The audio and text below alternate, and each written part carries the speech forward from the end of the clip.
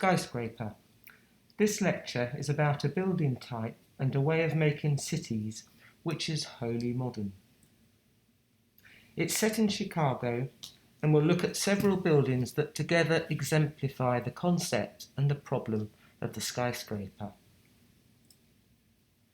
During the 19th century, the frontiers of the United States of America were progressively rolled back from the metropolitan centres of the East Coast into the landmass and settlements stretching westwards from Kansas to the Rocky Mountain states and California. This westward expansion was motivated by economic development and urbanisation and was catalysed by the development of the railroads. Thanks to this conquest of the West, by the last third of the 19th century, the entire North American continent was incorporated into a single economic unit. In the expansion phase, Chicago was the bridgehead between the already established metropolitan centres in the east and the vast territorial hinterlands in the west. The geographic centre of Chicago is a district known as the Loop. It is located between the lines of the Illinois Central Railroad and the commercial manufacturing zone of the Chicago River. The Loop began as a servicing facility for the vast hinterland of agricultural and manufacturing industry that opened up during the period of westward expansion. In 1871, Chicago was destroyed by a great fire. It was rebuilt again on the footprint of the old city, but after the fire, things weren't quite the same. A new spatial principle, known as the skyscraper, came to dominate the city, especially within the Loop. To understand how the skyscraper evolved, it's necessary to go back to a time just before the phase of westward expansion. Chicago began in 1803 as an army base called Fort Durban. It continued as a fort until 1837. In 1829, in the territory around the fort, a process of what is known as platting began. Platting involves a special type of drawing that outlines building plots on a topographic map of the territory. The rectangles shown on the plat represent plots of land to be bought and built upon. They don't represent buildings. It's impossible to tell from the plat which parts of the territory have as yet been built and which have not. Around the time this plat was drawn, that was in 1834, the population of Chicago numbered 350 persons. In those days, entrepreneurs were interested in developing Chicago as a bridgehead between the metropolitan East and the Wild West. The building plots were developed as warehouses and residential accommodation for businessmen and their families, but there were no skyscrapers. One reason there were no skyscrapers is because the technology to build skyscrapers didn't yet exist. Another reason is that there was no economic advantage in building upwards, and so the idea of doing so hadn't yet occurred to anybody. It wasn't until after the fire of 1871 that skyscrapers began to appear in Chicago. By then, America's westward expansion was pretty well complete, and Chicago's bridgehead function was over. The city now turned to compete with the East Coast, becoming another commercial centre of national importance. As Chicago developed, the Loop's central location and function as a business district was counterpoised by the development of ever more decentralised suburban residential communities. These extended out from the centre in seemingly endless cycles of urban growth. It was this bipolar structure of centre and suburb that gave rise to the skyscraper. The pattern wasn't unique to Chicago, but its influence there was especially stark and obvious. Conceptually, a skyscraper consists of a number of plats stacked on top of one another rather than laid out side by side. The economic logic of stacking vertically is different to horizontal development because stacking multiplies the land value. The value of a plat bought for X dollars per acre is multiplied by the number of floors, n, that can fit into the height of the skyscraper, yielding a value of X times n. A skyscraper of 10 floors increases the value 10 times. 20 floors increases it by 20. But in order to realise the value, building is essential, and that is where architecture comes in. Building high requires new technologies. For a start, there's the problem of gravity. In a traditional masonry structure, the higher the building reaches, the more it spreads outwards as it bears down on the ground. But the economic logic of the skyscraper demands the same plan footprint from the bottom to the top of the building. The gravity problem was solved by the invention of the metal building frame, combined with new fireproofing techniques. The new techniques made it possible to support both the external walls and the floors on the metal frame, thereby reducing the external wall to a thin cladding. Another problem of building high is circulation. Traditionally, the device used for moving people upwards through space is the staircase. It involves diagonal movement.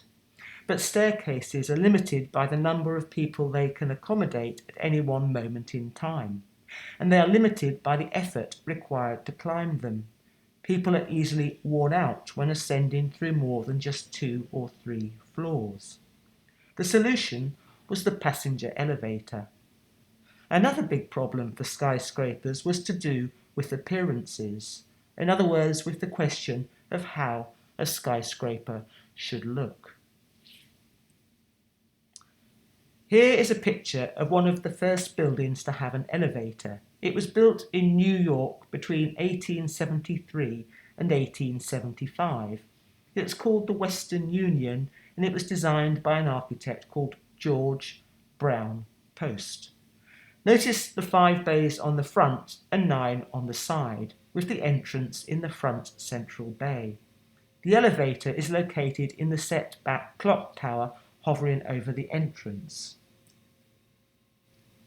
The centre 3 bays are slightly wider than the corner bays. This reinforces the central axis of the building. As it rises upwards, the Western Union looks like it's built out of 5 distinct layers. In fact, it's just a uniform stack of floor plates. The first 2 floors are unified by the rustication of the pilasters. The mid 4 floors are quite plain. The 6th floor is expressed as a ring of brackets and balustrades running around the entire body of the building, like a crown perched on top of the pilasters and terminating them as they rise up from the ground.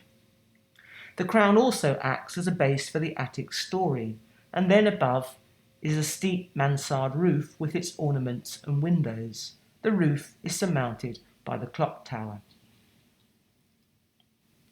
This is another example from the same time. It's called the Tribune Building. It was designed by an architect called Richard Morris Hunt.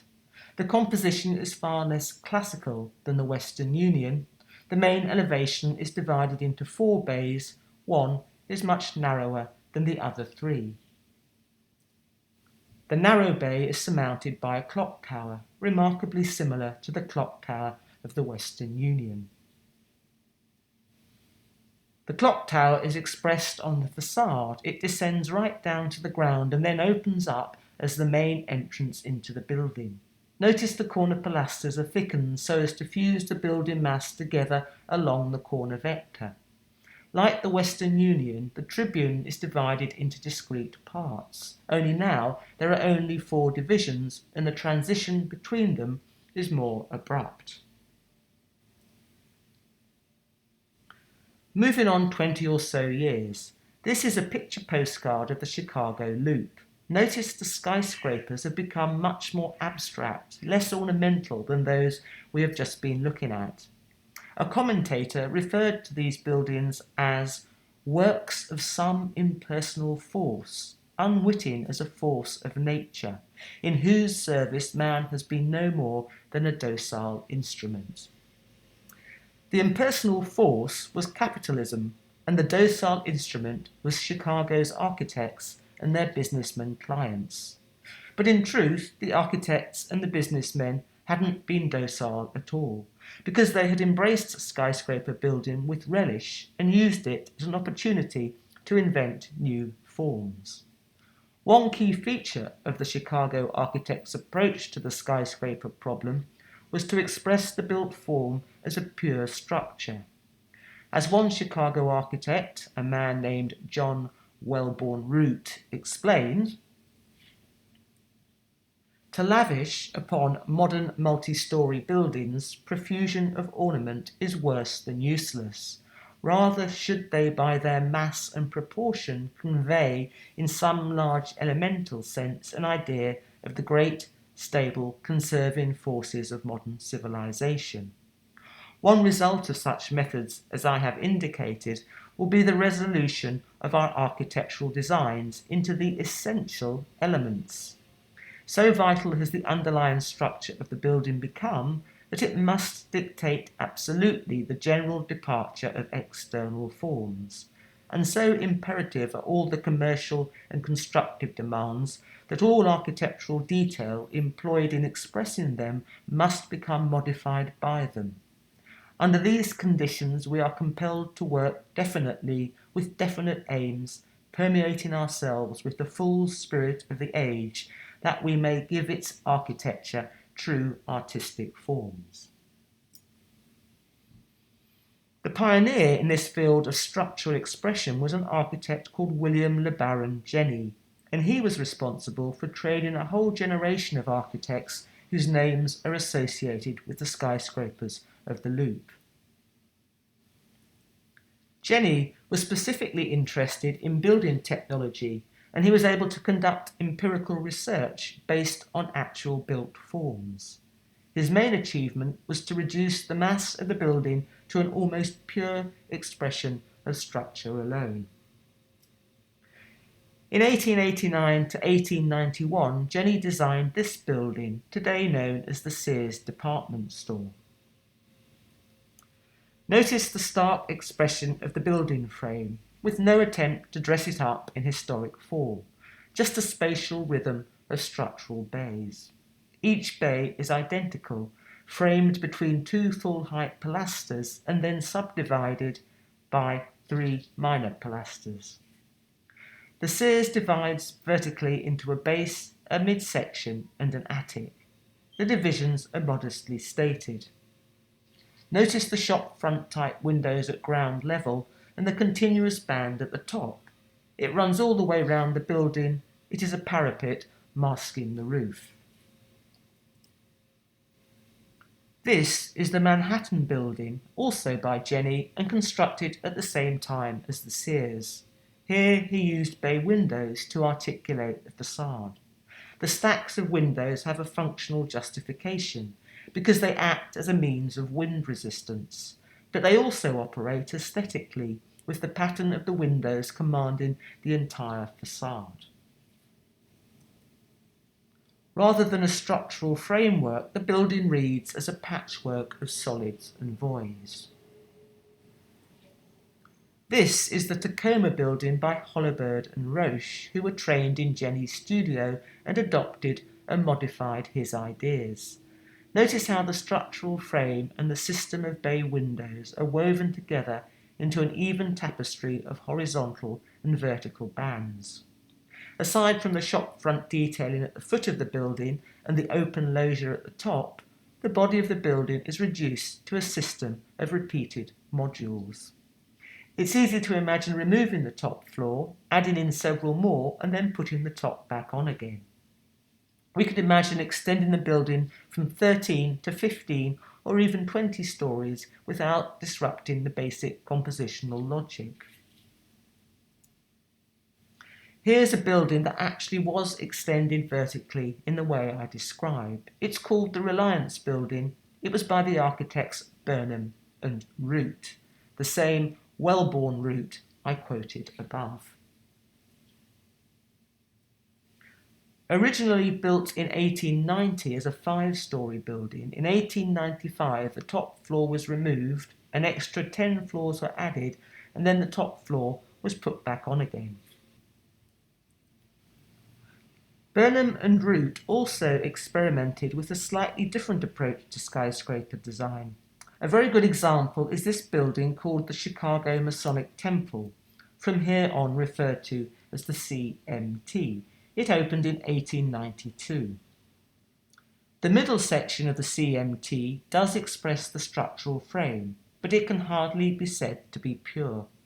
It might be more accurate to say the CMT both reveals the structural frame and at the same time distracts attention away from it. The distraction is due to the ornamental arches that terminate the midsection. The midsection reads as a tall arcade running around the block. Each bay of the arcade is striated by a stack of 13 windows, and each of these represents a floor of the building. If we read the message of the arcade, we see a single volume of space, but if we read the message of the windows, we see a stack of floor plates.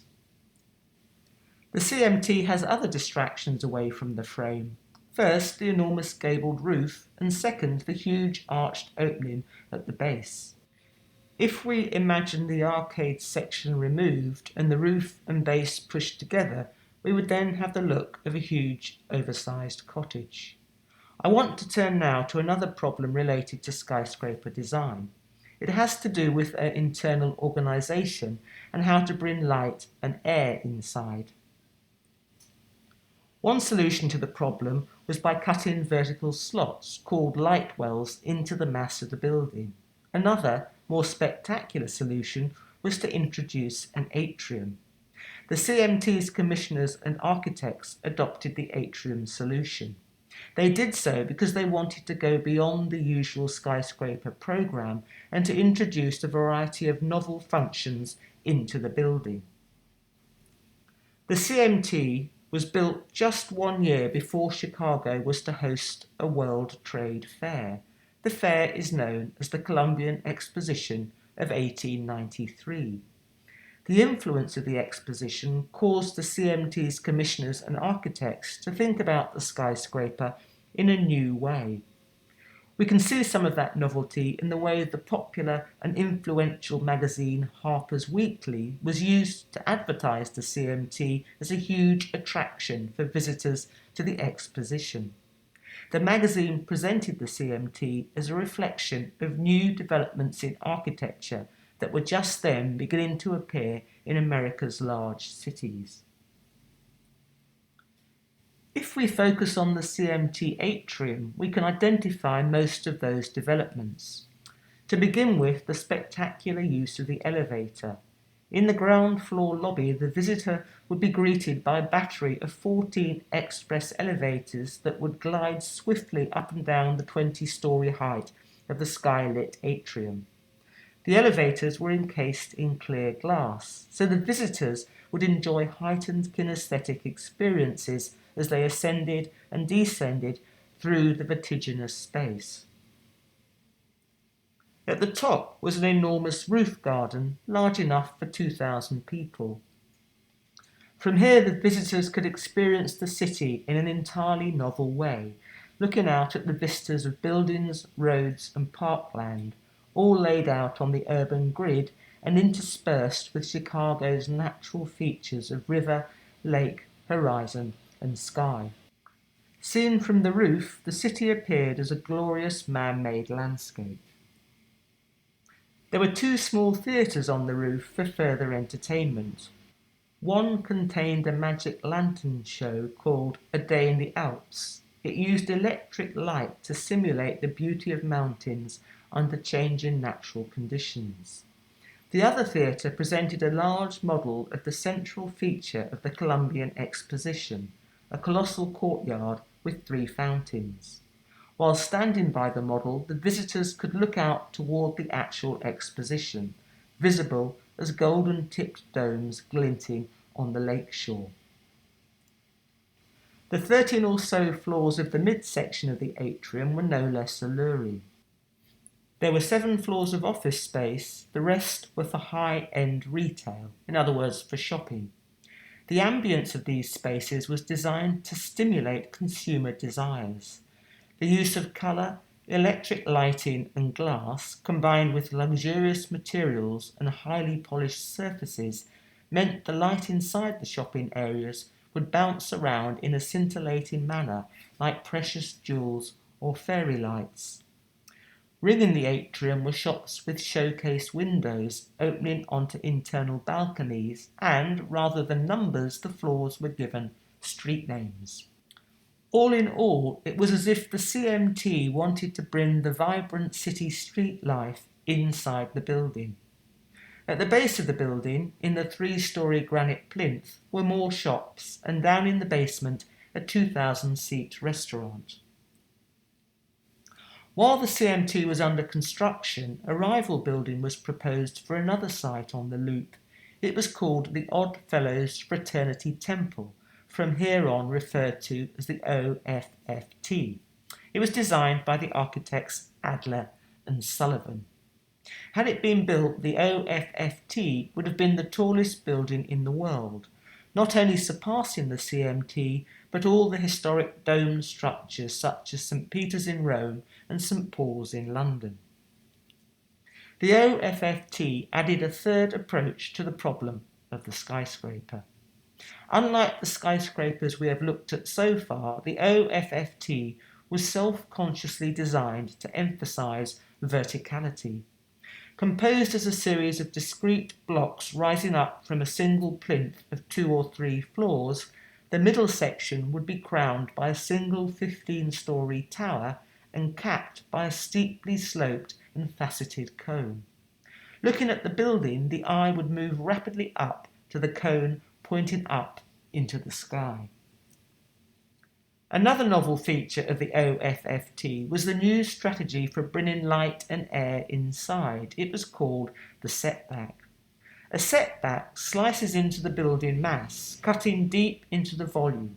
As a result, the building's surface area increases and most of the interior has direct contact with the outside light and air. What is more, setbacks reduce the overall bulk of the building, so it doesn't cast such deep shadows down into the surrounding environment. The OFFT was never realised, but the compositional ideas of upwardly receding mass and setbacks would eventually become standard practice in early 20th century skyscraper design. You can see upwardly receding mass and setbacks in this spectacular proposal for the Moscow Palace of the Soviets, dating from the early 1930s. And in this design for the Waldorf Astoria Hotel in New York, also from the 1930s. And you can see upwardly receding mass and setbacks here in the Superman building on Providence, Rhode Island, designed in 1920. And you can see them in this family of skyscraper-inspired models called architectons. The architectons were made by an artist called Kazimir Malevich, who is famous for painting the Black Square. Some of you may know it. The Black Square is a good image to end this series on the history of modern architecture because it signifies not only the end of history but also an opening toward the future.